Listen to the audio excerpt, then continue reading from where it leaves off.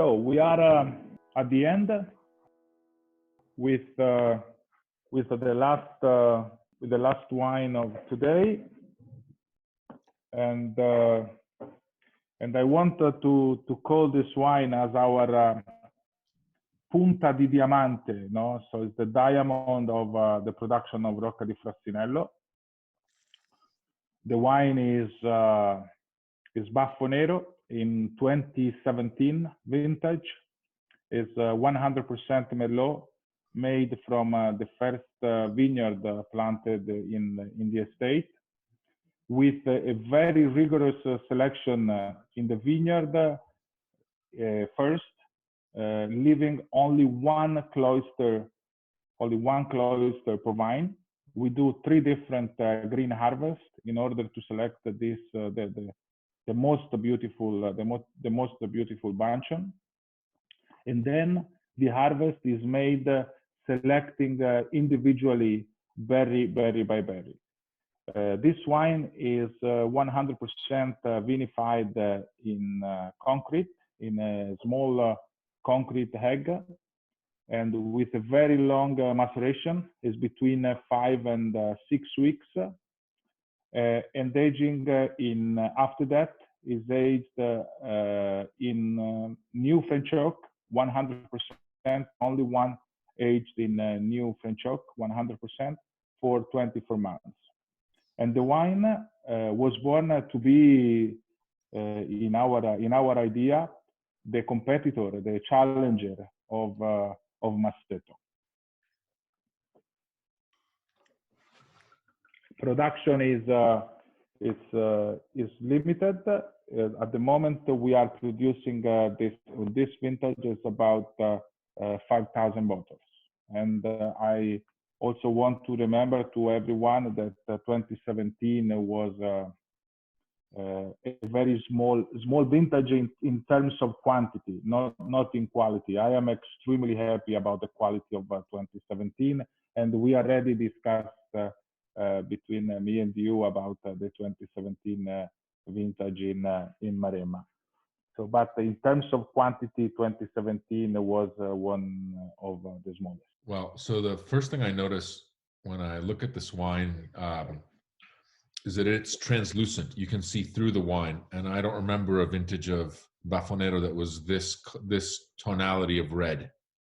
I remember wines that were much darker, much blacker, much more extracted, maybe. I don't know, you'll tell us in a second, I guess. But this wine, I mean, just look at the color. You know, this is what they say about Sangiovese and grapes like Nebbiolo, that you should be able to see your nail through the glass. And this wine is transparent, which I don't remember ever seeing in this wine before. So you can see through the color. Then I'm amazed how much freshness this wine has, and also how much energy it has, because if you gave it to me blind, there's no way I would ever say this is vintage 2017 wine. You know, when I asked you about one of your other wines, Ornello 2017, that wine had a very perceptible hard tannin because of the challenges with ripening the Syrah, which we talked about. When I taste this wine, I don't, as I said, which is one of the challenges in warm vintages, is that the vines shut down, the tannins don't ripen all the way, and these wines remain a little edgy. But when I taste this wine, you know, I don't find that at all. And so I'm pretty shocked. I mean, it's like, I wouldn't, as I said, if you gave me this wine blind and you said, could you name the vintage, I don't think I would ever guess 2017. I mean, there is some nice sweetness in the wine from the ripeness from the year, but again, this wine, the color is really quite remarkable, and so is the freshness and the energy. And the last thing I'll say is, I also don't think it tastes that much like Merlot, which leads me to believe that maybe what happens, it might be happening over time as the vineyards get older, because this happens in a lot of parts of the world, that a wine becomes more a wine of an estate, and the varieties become sort of secondary. And when I taste this wine, again, I'm not sure that I would pick it out as Merlot necessarily, but it tastes a lot like a wine from your property. So I'm curious what you think. It's honestly, first of all, I want to remember that when we talked together a few weeks ago about Baffonero 2017, it was I said that Antonio will be surprised. No, you remember when I said so? Because again, I totally agree that in this wine uh, we did a very good job in the vineyard first, and for this reason I want to say thanks to all of my team in the vineyard and in the cellar of Rocca di Fascinello that they helped me to do a great job every vintage. But I agree with you that this wine is always since the beginning, and now the age of the vineyard, it's enough to start to make this wine as the wine of the property. So I totally agree with you. So this wine must became the symbol of Rocca di Frassinello because since the beginning the idea of Mr. Panerai and also my idea was to make an extremely high focus on this wine. You know? So that's the reason because I say that this wine must be recognized as the wine of the property. So, and also starting with the green harvest, making the selection of the grapes, doing the berry selection for the harvest, and making the fermentation in a small concrete egg, starting to give a lot of oxygen to the wine and to breathe since the beginning. So this is all the ideas to bring into the wine a beautiful elegance starting since the beginning.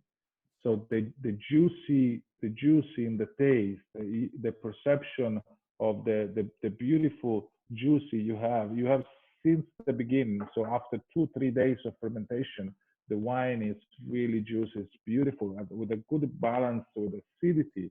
The acidity is still there, makes the wine very long also in the tasting and perfectly balanced.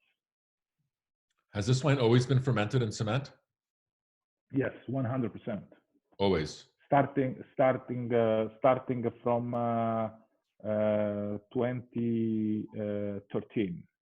Okay, so that's fairly recent change. And Yes, did you extract less in 2017? More gentle winemaking?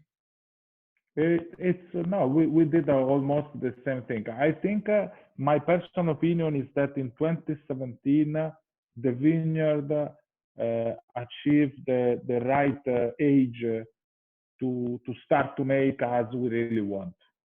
That is my perception. And because we planted the vineyard in 1999, and so in 2017 was the perfect moment to start to produce in a perfect harmony. Just to remember your words. And did you change the aging of this wine or no? No, the aging process is the same. We only change sometimes the percentage of a different cooperage. So because we have 4 different cooperage in 2017, we use more Taranso comparing with the others. And what about the toast levels? Is medium toast, medium to low, medium So to low. is So that it's lower? I am yeah yeah it's lower now than before. Yeah, I mean, this is And a totally different wine from any wine that you've made before. yeah, again, first of all, the first difference is the age of the vineyard. So starting from 2017, I think we have a right age to start to make as we really want and as we really expect for this wine.